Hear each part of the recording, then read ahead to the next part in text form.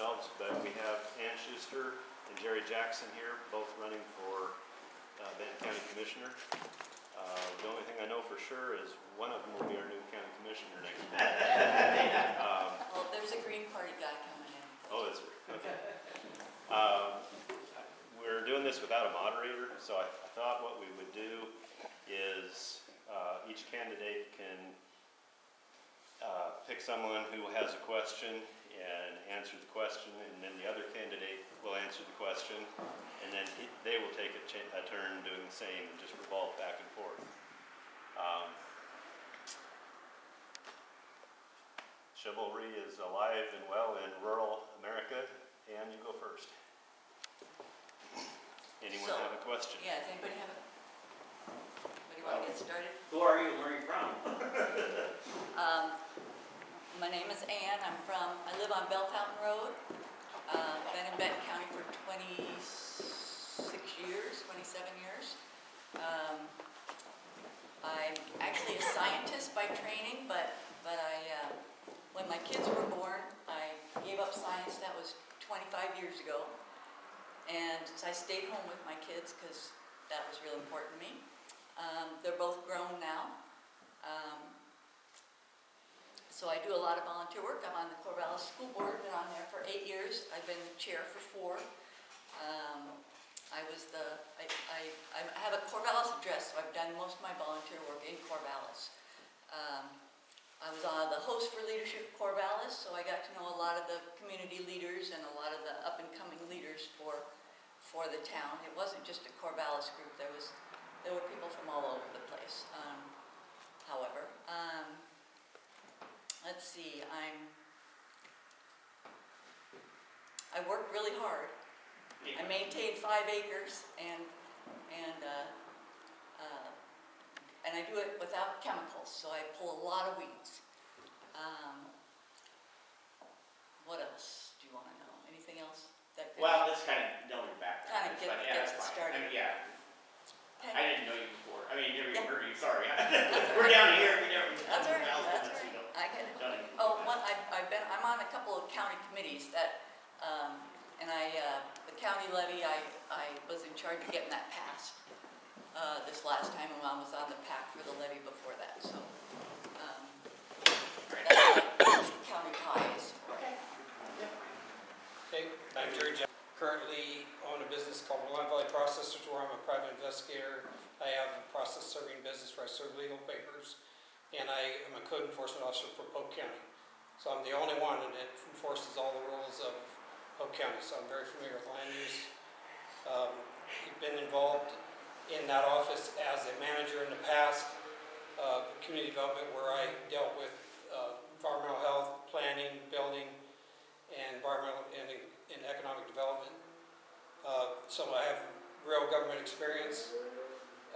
Polk County is a good example of the way that we should be heading. They're very conservative with their funding, and they're able to operate without levies. I mean, they'd love to have their levy back for the sheriff's office, but they're learning to operate without it.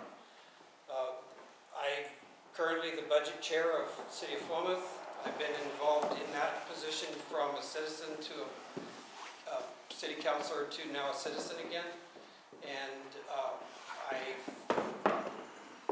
as a city council president, a lot of the things that we've done to improve the livability in Philomath for the future is in place. We've brought a tremendous amount of investment, and we want growth there. So we're not anti-growth, and we have purchased land that's given us more water rights, so we're planning for the future, and that's something we need to do at the county level too, is that we need to look out for the citizens and make sure that we're improving the situation for the future of all of us, especially in this area where a lot of the money that is generated from crops and products, even exports, is a tremendous asset to this county.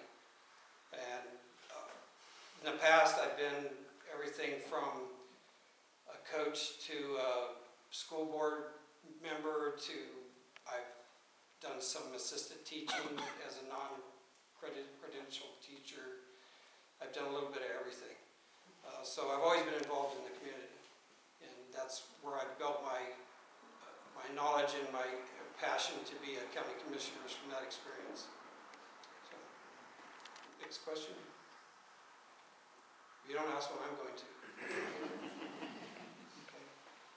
Well, you're not going to ask a question, I'm going to bring one up. So if it's my turn, if it's your turn, you can bring it. One of the things I've done is I've done my homework when it comes to the Bailey line, and I've looked at what the county commissioners have had on their agendas and the outcome of those meetings, and I can tell you that I'm very concerned with what they're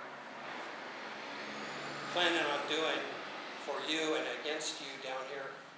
And I'd like to actually open up some questions and answers on that. We have some needs. Anne's talking about that she was on the county levy pack. Those needs, with the county going out for a levy, they're telling you we're broke. We're going to increase your property taxes because we need money, and then they turn around and spend a $500,000 out of the general fund and buy a rail line. And I think that's something that we need to look at. If you ask me what do I want to see out of this, I would like to see the recovery of the money that's been spent on that. And then I'd like to see that we preserve the right for that rail line to be there under private ownership. So that's my vision on it.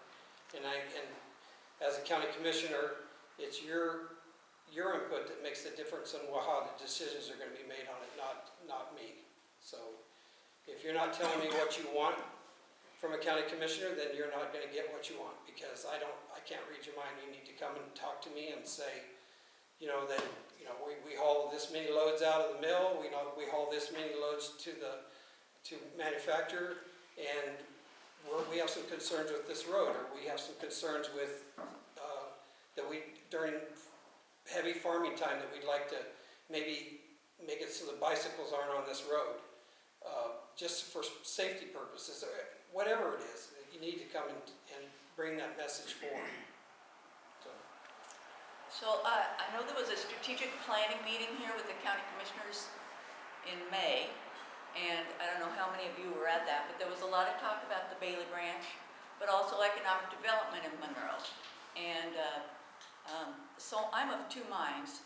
If there was, and I talked to a lot of folks. The bikers tell me they would love to see a trail, and they would love to see Monroe built up as a destination spot, which could provide some economic development.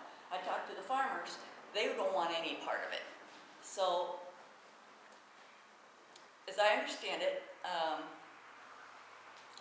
they're going through a process, and July 8th, the commissioners will be here to hear all of your ideas and all of your input, and it's a 3-hour opportunity to give input, and then a meeting after that to talk about the input.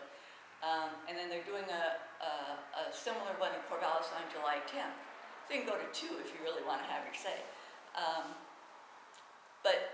And they're talking to advisory committees, they're talking to as many people as they can. Now, granted, they should have done this before they bought it, in my opinion, rather than after the fact, but at least they're doing it now. So I have my own opinion about it, but I probably won't have any say in what happens to it, because it'll be done before one of us is in the position, is elected, because it's supposed to be complete before, as I understand, the process should be complete before Linda retires.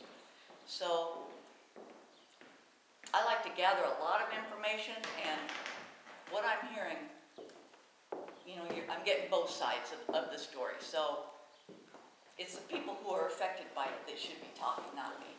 And so I want to hear what you have to say about it. And